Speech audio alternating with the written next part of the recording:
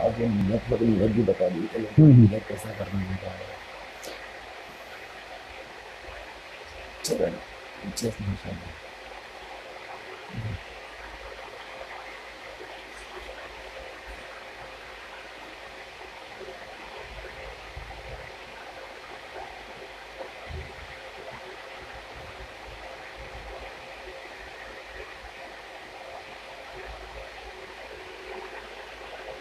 मतलब थोड़ा बात कीजिए। हेलो अस्सलामु अलैकुम वरहमतुल्लाहि वबरकातुहू। नहमदहू व नसल्लिमु व नुसल्लिमु अला रसूलिहिल करीम। अम्मा बाद फ़अऊज़ु बिल्लाहि मिनश शैतानिर रजीम। बिस्मिल्लाहिर रहमानिर रहीम।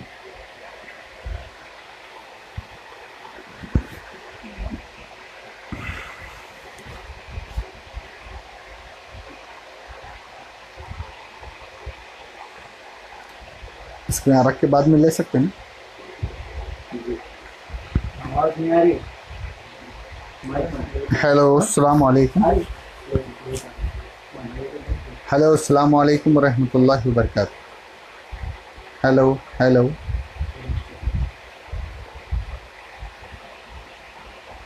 हेलो अस्सलामु अलैकुम।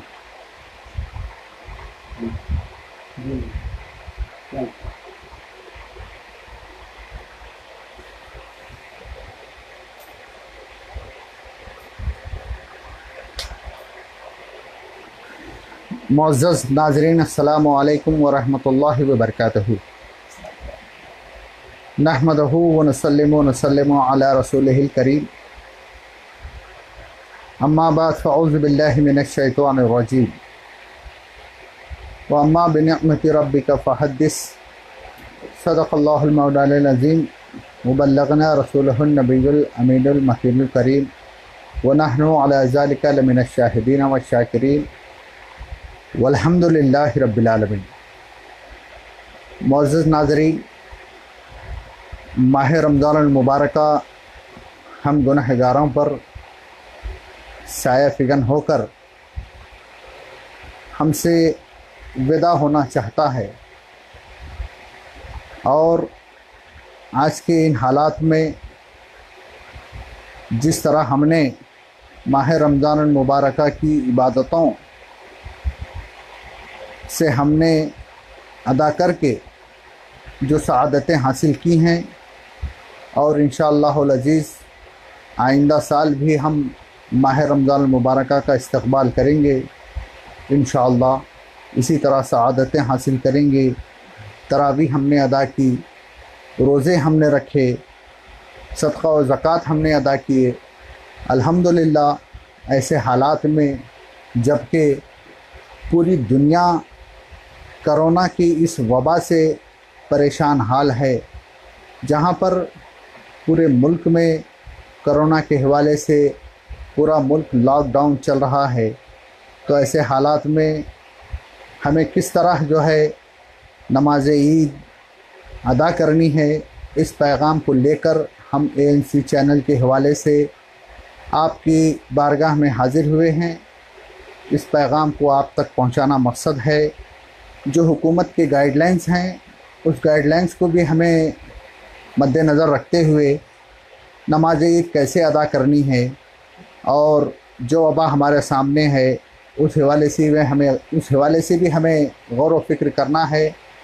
और आलम इस्लाम की अज़ीमुश्शान दरसगाह अल जामिअतुल अशरफिया मुबारकपुर UP से हज़रत अल्लामा मौलाना मुफ्ती मोहम्मद निज़ामुद्दीन मुहक़्क़िक़ मसाइल जदीदा ने इस लॉकडाउन की सूरत में नमाज ईद अदा करने के लिए जो रहनुमा उसूल हमें बताए हैं, उस पैगाम को आप हज़रात तक पहुँचाने के लिए तमाम बिरादरान इस्लाम और तमाम बिरादरान वतन तक इस पैगाम को पहुँचाने के लिए हम यहाँ पर हाज़िर हुए हैं ANC चैनल के हवाले से। तो पहले तो हम अल्लाह तबारक व तआला का लाख लाख शुक्र अदा करते हैं कि अल्लाह तबारक व तआला ने हमें इस माह रमज़ान की इबादतों और इसकी सआदतों से बहरमंद फरमाए। अल्लाह का ये लाख लाख शुक्र है। और ये माह रमज़ान हम गुनहगारों पर साया फ़िगन होकर इसकी सआदतें, इसकी बरकतें, जिससे हम मालामाल होते रहे, हमें बड़ा ही ये दिल में कसक है कि माह रमज़ान हमसे जुदा हो रहा है, हम गुनहगारों से ये माह रमज़ान हमसे जुदा होना चाहता है। तो लिहाजा ऐसे हालात में हम अल्लाह की बारगाह में दुआ करते हैं कि अल्लाह ताला हमारे इस माह में की हुई तमाम इबादतों को अल्लाह तबारक व तआला हम सब की इबादतों को कबूल फ़रमाए, हमारी नमाज़ों को, हमारे रोज़ों को और हमारे ज़कात व सदक़ात और इतिकाफ़ वग़ैरह जो इबादतें हमने अल्लाह को राज़ी करने के लिए की हैं, अल्लाह तबारक व तआला उन तमाम इबादतों को कबूल फ़रमाए। ये हम अल्लाह की बारगाह में बिलखुसूस अल्लाह की बारगाह में दुआ करते हैं। जैसा कि बावसूख ज़राए से ख़बर पहुँची है कि हुकूमत कर्नाटका ने जो लॉकडाउन की कैफियत अब तक रही है उसी को बरकरार रखा है। नमाज़ों के हवाले से जो शेड्यूल अब तक चला आ रहा था, जो गाइडलाइंस थी, उसी के मुताबिक हमें नमाज़ों को अदा करना है। जैसा कि जुमा के मौक़ों पर और दूसरी नमाज़ों के मौक़ों पर मसाजिद में 5 लोगों की इजाज़त थी, उस इजाज़त को बरकरार रखा गया है। इसी तरह जो है कहीं पर भीड़ ना लगाना है, कहीं पर जो है ज़्यादा फजूल बाहर ना निकलना है और सोशल डिस्टेंस को मेंटेन करना है और समाजी दूरी को बरकरार रखते हुए हमें इस बीमारी से लड़ना है।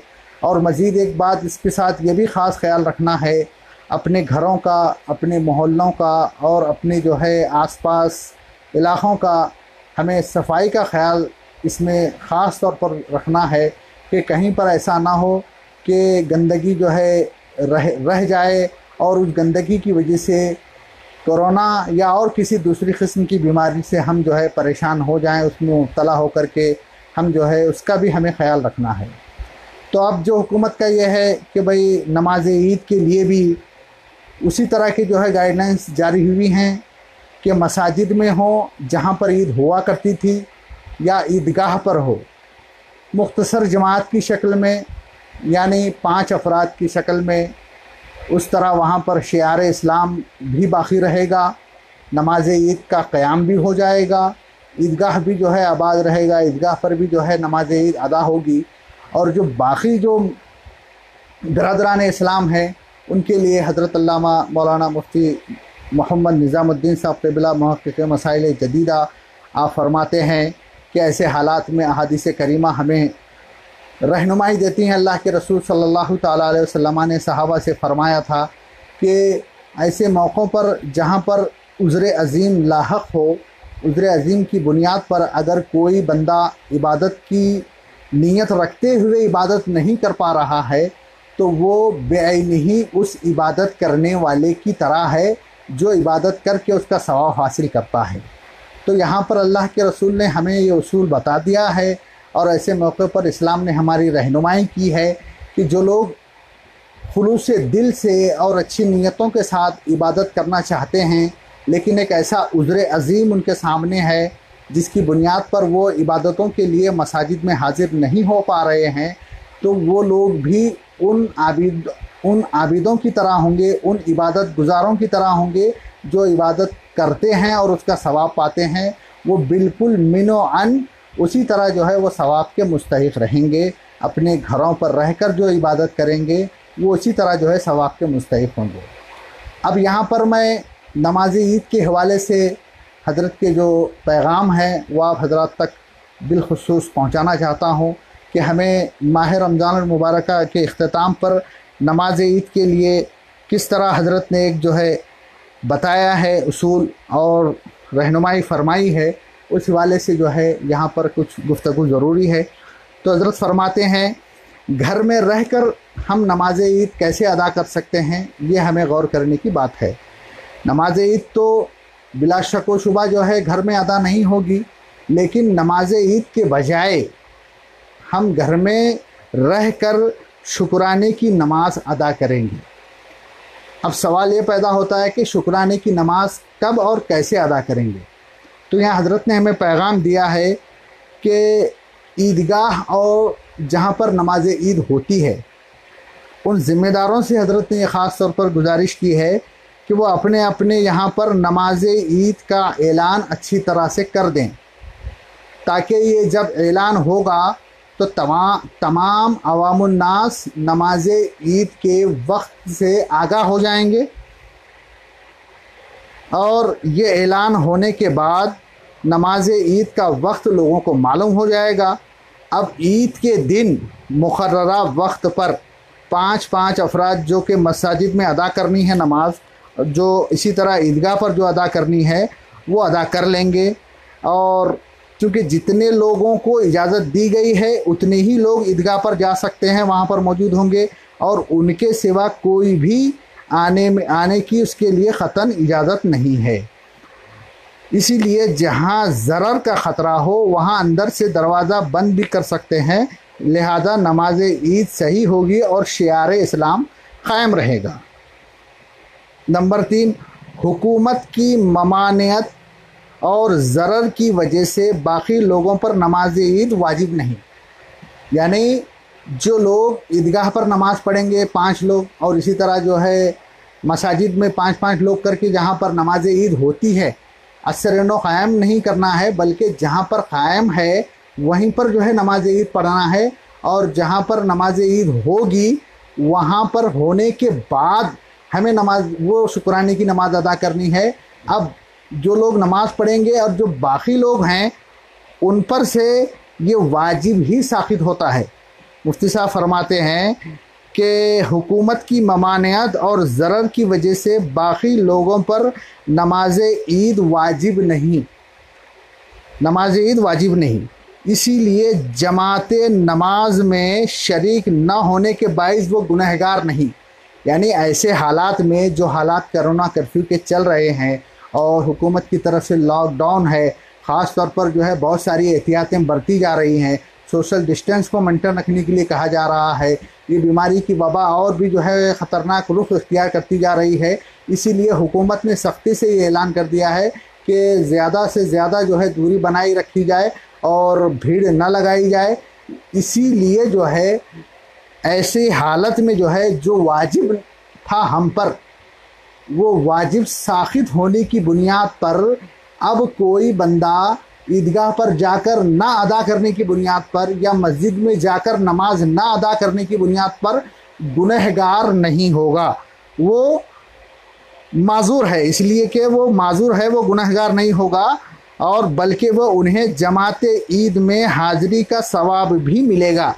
जबकि वो घर में पढ़ेगा उसके बावजूद भी नमाज ईद की जमात में हाजिर होने का उसे सवाब भी मिलेगा, क्योंकि वो हुकूमत की तरफ से ममनू और माजूर है। इसी तरह हर शहर और इलाके के मुसलमान अपने अपने यहाँ नमाज ईद हो जाने के बाद अपने अपने घरों में 4 रकात शुक्राने की नमाज नफल की नीयत से पढ़ लें। नफल की नीयत से 4 रकात नमाज शुक्राने के लिए ये पढ़ने का हुक्म इरशाद फरमा रहे हैं।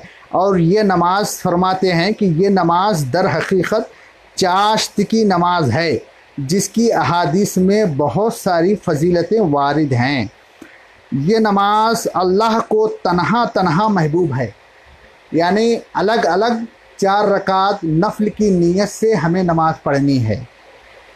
और घर में 2-3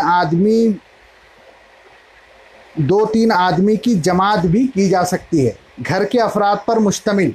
ऐसा नहीं है कि भाई बहुत सारी पब्लिक को, लोगों को जमा किया जाए, लोगों को जो है ये करके जो है वहाँ पर जो है जमात की जाए, नहीं, बल्कि घर के, अपने घर के लोग अगर हों, उसमें अगर कोई काबिल हों, इसमें इमामत के लायक हों, तो वो अपने घर के अफराद के लिए इमामत कर सकते हैं। वो नमाज की जो है जमात के साथ भी वो की नमाज पढ़ी जा सकती है, लेकिन तन्हा तन्हा पढ़ना ये ज़्यादा महबूब है शरीयत की नज़र में। और एक बात ख़ास तौर पर ख़याल रखें कि नमाज मुकम्मल होने के बाद 4 रकात पर सलाम फेरने के बाद 34 मरतबा अल्लाहु अकबर पढ़ें। ये तस्बीह फ़ातिमी का एक अहम टुकड़ा है। आपने ऐसा कर लिया तो सवाब बालाए सवाब मिलेगा। यानी मुफ्ती साहब फरमाते हैं कि नफल नमाज 4 रकात अदा करने के बाद सलाम फेर लिया। सलाम फेरने के बाद अल्लाहु अकबर अल्लाहु अकबर अल्लाहु अकबर अल्लाहु अकबर ये 34 मरतबा हमें पढ़ना है। ये तस्बीह फ़ातिमी का एक अहम जुज़ है और नमाज ईद में भी यही होता है कि 6 ज़ायद तकबीरें कही जाती हैं। अल्लाहु अकबर अल्लाहु अकबर अल्लाहु अकबर पहली रकात में, और इसी तरह दूसरी रकात में क़रात के बाद अल्लाहु अकबर अल्लाहु अकबर अल्लाहु अकबर अल्लाहु अकबर। तो जिस तरह का सवाब वहाँ पर रखा गया है, जिस तरह का सवाब उस वाजिब के अदा करने पर जो है दिया जाता है, तो इसी तरह का यहाँ पर भी मकसद है कि नमाज के सलाम फेरने के बाद नमाजी जो है सलाम फेरने के बाद 34 मरतबा जो है तस्बीह फ़ातिमी का ये टुकड़ा अल्लाहु अकबर अल्लाहु अकबर अल्लाहु अकबर ये 34 मरतबा अदा कर लें। ये नमाज ख़ास तौर पर ध्यान रखें, ये नमाज एक सलाम से पढ़ें, यानी 4 रकात, 2-2 रकात भी पढ़ी जा सकती है, इसके लिए भी गुंजाइश है, लेकिन बेहतर है कि वो 4 रकात के साथ जो है 4 रकात नफल की नीयत करके ये नमाज जो है 4 रकात पर एक सलाम के साथ पढ़ें। क़रात जो है सिर्री होगी, बावाज़ बुलंद क़रात ना करें बल्कि आहिस्ता पस्त आवाज़ में क़रात करें। चारों रकातों में सूरा भी मिला लें, चारों रकातों में सूरत भी पढ़ें। और इसी तरह खुतबा, यहाँ पर एक बात ख़ास तौर पर ख्याल रखें कि नमाज़ पढ़ने के बाद यहाँ पर खुतबा नहीं होगा। जिस तरह नमाज ईद में नमाज के बाद खुतबा होता है, यहाँ घर पर हम नफल अदा कर रहे हैं, उसका ये जो है उसके बजाय हम यहाँ पर घर पर जो है नफल अदा कर रहे हैं, लेकिन यहाँ पर खुतबा नहीं दिया जाएगा। और हाँ, घर में अगर कोई जो है नातख़्वा हो या कोई अच्छी नसीहत की बातें, दीन की बातें अगर कोई बता सकते हों, तो सलाम के बाद, दुआ के बाद जो है नात की महफ़िल सजाई जाए, अल्लाह के रसूल सल्लल्लाहु तआला अलैहि वसल्लम पर दुरूद पाक की महफ़िल सजाई जाए, ज़िक्र व अस्कार की महफ़िल सजाई जाए, अल्लाह की बारगाह में तौबा व इस्तिग़फ़ार की महफ़िल सजाई जाए, इसलिए कि बहुत ही मुबारकबाद के काबिल है। फिर फरमाते हैं कि गम अफसोस ना करें बल्कि खुशी का इजहार करें और दूसरों को मुबारकबाद पेश करें, और कोई अगर मुबारकबाद भी पेश करे तो उसके लिए जज़ाकल्लाह कहकर दुआएं करें और साफ़ सुथरे कपड़े पहनने की कोशिश करें। मोहताजों की हाजत रवाई करें, ज़्यादा से ज़्यादा जो है मोहताजों की उनकी हाजत रवाई करें, और सड़कों वगैरह पर, चौराहों पर और गलियों में भीड़ भाड़ लगाने से बचें और दुरूद पाक की ये ज़्यादा से ज़्यादा कसरत करें। ये जो पैगाम था मुफ्ती साहब क़िबला का, ये हमने आप तक पहुँचा दिया है। तो लिहाजा इसका मेन लुब्बुल जो इसका माहसल जो निकला वो मैं चंद जुमलों में बयान करने की कोशिश करूँगा कि हमें कल नमाज ईद के वक्त में जो ईदगाह पर नमाज होगी वहाँ, और जो जिन मसाजिद में नमाज होती है उन मसाजिद में नमाज होने के बाद हमें घर पर 4 रकात नमाज अदा करनी है नफल की नीयत से और शुक्राने की नीयत से। अब नीयत के हवाले से मैं अर्ज़ करूँगा कि ज़बान से कह लेना ये मुस्तहब है और वाजिब नहीं है, बल्कि नीयत कहते हैं दिल के इरादे को। दिल में हमने इरादा कर लिया है कि हम ये 4 रकात शुक्राने की अदा कर रहे हैं ऐसे मौके पर, जबकि हमने माह रमज़ान मुबारक गुजारा है। अल्लाह तबारक व तआला ने हमें मौका दिया है, आज ईद का दिन है, आज खुशी का दिन है उनके लिए जिन्होंने जो है माह रमज़ान मुबारक का एहतराम किया। यकीनन ये एक बड़ी सआदत की बात है, बड़ी ही जो है खुशबख्ती की बात है कि अल्लाह तबारक व तआला ने बड़ी सआदतों से नवाजा। आज हम जो है कि इस कोरोना कर्फ्यू की बुनियाद पर ऐसे हालात में ईदगाह हाजिर नहीं हो सकते हैं, अल्लाह की बारगाह में हाजिर नहीं हो सकते हैं, मस्जिदों में हाजिर नहीं हो सकते हैं। अल्लाह की बारगाह में अपने गुनाहों से, अपने करदा और ना करदा गुनाहों से जो है अल्लाह की बारगाह में तौबा करें और इस्तिग़फ़ार तलब करें और नमाज के लिए जो है हाजिर हों और अल्लाह तबारक व तआला की बारगाह में दुआ करते हुए हम नमाज शुक्राना की नीयत से, यानी दिल में इरादा करके 4 रकात नमाज अदा कर लें घर के अफराद के साथ। हर कोई जो है बावज़ू होकर के, बातहारत बावज़ू होकर के, अच्छे कपड़े बेबतन करके, खुशबू और इत्र वगैरह लगा करके अल्लाह की बारगाह में तौबा व इस्तिग़फ़ार करते हुए अल्लाह की बारगाह में हाजिर हों और 4 रकात नमाज नफल अदा करनी है। वो इस तौर पर कि नीयत की मैंने 4 रकात नमाज नफल की शुक्राना अदा करने की वास्ते अल्लाह के मुँह मेरा काबे शरीफ की तरफ अल्लाह अकबर। ये 2 रकात हम पढ़ें, इसमें भी सूरत मिलाएँ, सूरह फातिहा के बाद सूरत मिलाएँ और इसी तरह तहियात वगैरह से फारिग होकर जब तीसरी रकात के लिए खड़े हों यहाँ पर भी जो है सूरह फातिहा के बाद सूरत मिला लें।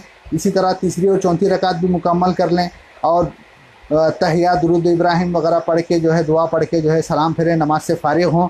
जो ही सलाम फेरें अल्लाहु अकबर अल्लाहु अकबर अल्लाहु अकबर अल्लाहु अकबर अल्लाहु अकबर कह कर के 34 मरतबा हमें ये तस्बीह फ़ातिमी का एक जुज़ है जो कि अल्लाह की बड़ाई करना यहाँ पर मकसूद है।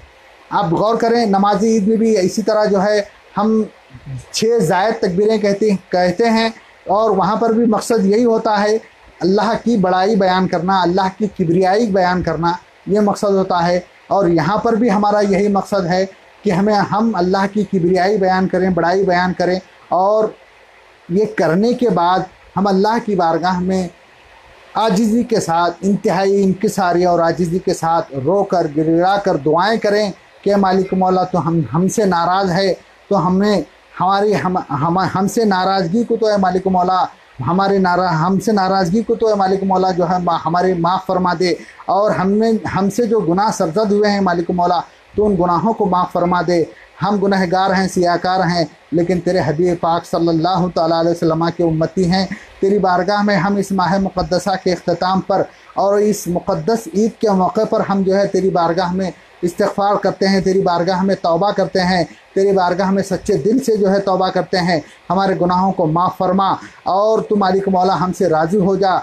इस वबा को तो मालिक मौला पूरे आलम इस्लाम से और पूरी दुनिया से इस वबा को ख़त्म फरमा दे, इस वबा का इख्तिताम फरमा दे। और जो हासिदीन हमसे हसद करते हैं, जो नाजरीन हमसे जलते हैं, जो हासिदीन जो हसद रखते हैं, अपने दिलों में जो कीना रखते हैं, उन्हें हिदायत की तौफ़ीक़ अता फ़रमा और उन्हें जो है हिदायत का रास्ता अता फ़रमा और उन्हें हिदायत के रास्ते पर चलने की तौफ़ीक़ अता फ़रमा। ये दुआएं करें और पूरे आलम इस्लाम के लिए, बिलखुसूस आलम इस्लाम के लिए, और इस तरह जो है अपने घर वालों के लिए, अपने पड़ोस के लिए, अपने अहबाब के लिए, अपने दोस्तों के लिए, सब तमाम जो है आलम इस्लाम के लिए दुआएं करें और जो है नेकियों की, सआदतों की, हिदायत की दुआएं करें और ईमान पर और इस्लाम पर चलने की दुआएं करें और हिदायत का रास्ता अख्तियार करने के लिए ख़ास तौर पर दुआएं करें। और आने वाले वक्तों में, आने वाले माहौल में आलम इस्लाम पर अल्लाह तबारक व तआला फ़ज़ल फ़रमाए और मुसलमानों के हालात को जो है बेहतर से बेहतर बनाए। और जो मुसलमान जहाँ कहीं इस कोरोना कर्फ्यू की बुनियाद पर परेशान हाल हैं,